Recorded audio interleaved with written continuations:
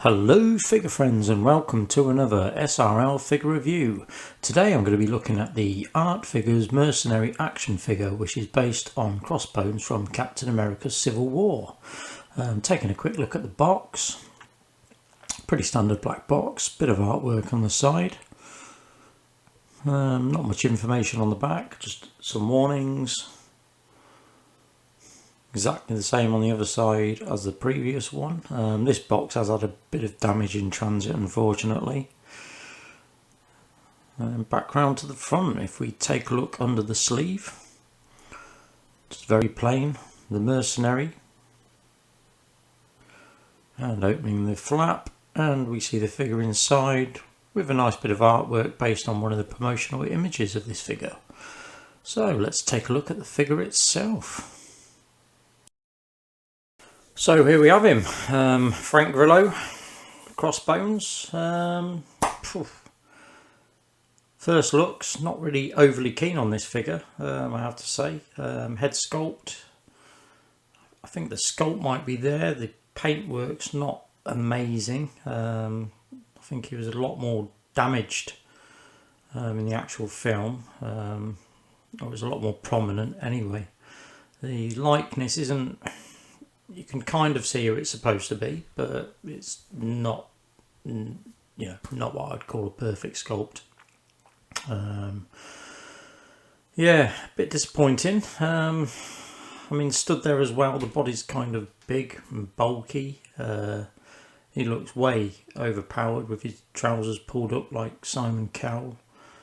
Not much head movement on this. Taking a look at the articulation, you can get the head quite far forward.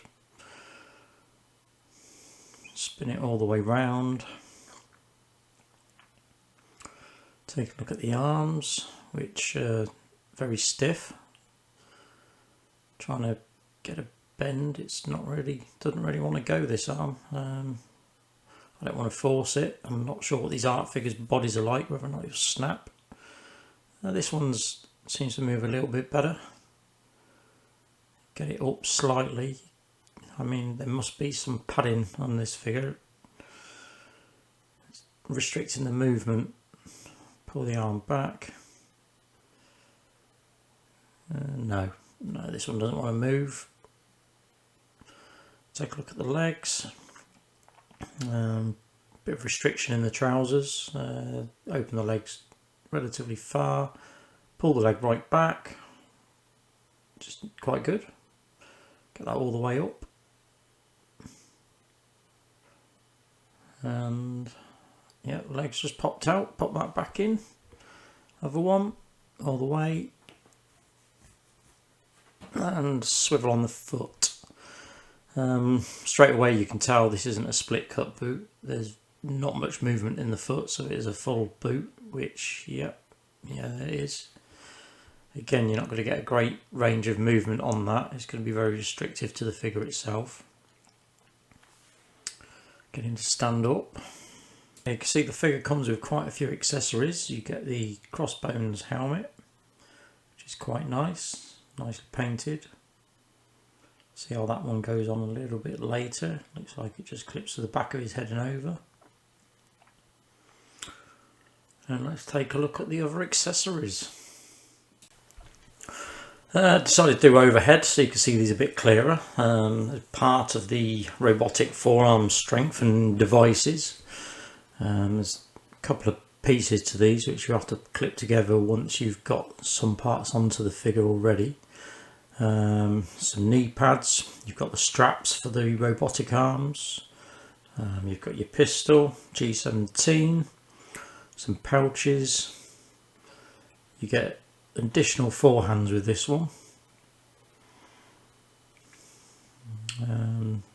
Not a fist this time. Glove detail is quite nice on these. Got a nice trigger finger. Yeah, quite nicely done. Tactical gloves. You've got some shotgun shells, some more parts of the robotic arms. If you point on that one. You've got your leg holster, You get quite a lot of clips with this one, and also other attachments. You've got a grenade, there's a knife. These are more parts for your robotic arms.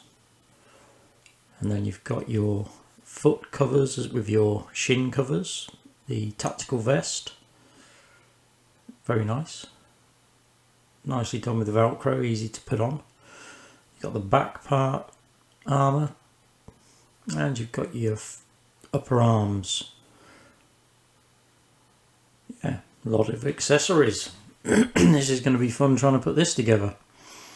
And here he is. I won't lie, that was a pain in the bum. Lots of little pieces, a lot of little niggly bits that you have to try and get on, and the robotic arm devices can be quite difficult. One seemed a lot easier than the other, but when it's put together, it's quite a nice figure. I think this would be a preferred choice for display if I end up keeping him. Obviously it disguises the head sculpt slightly, but still looks way too bulky. I think this is a figure that's in need of modification. Possibly strip it down, see what padding it's got underneath it, just to give it a better range of movement, because it was quite poor before all the armour pieces went on, and it's certainly no better once they're on, that's for sure. But yeah, I mean, for the price, third party, you can't really grumble, I suppose. Had to put him on another stand. He won't stand on his own once he's got all his bits together. He's very heavy, has a tendency to want to fall over. There he is with the head reveal.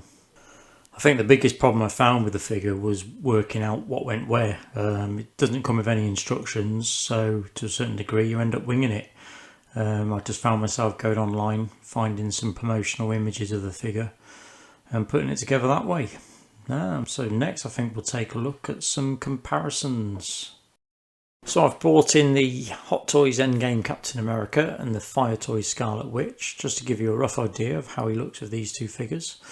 Bear in mind he is from Captain America Civil War. Overall, my thoughts on this figure are mainly negative, I think. There's a lot that lets it down. Price wise, I can't really complain. It is what it is. I think nowadays though, with the way things are going, you can expect probably a bit more, especially with articulation and head sculpts. But overall, yeah, I've enjoyed reviewing him, taking a look at him. I hope you've enjoyed the content. If you have, please feel free to like, share and subscribe, and look forward to seeing you in the next video. Thank you for watching.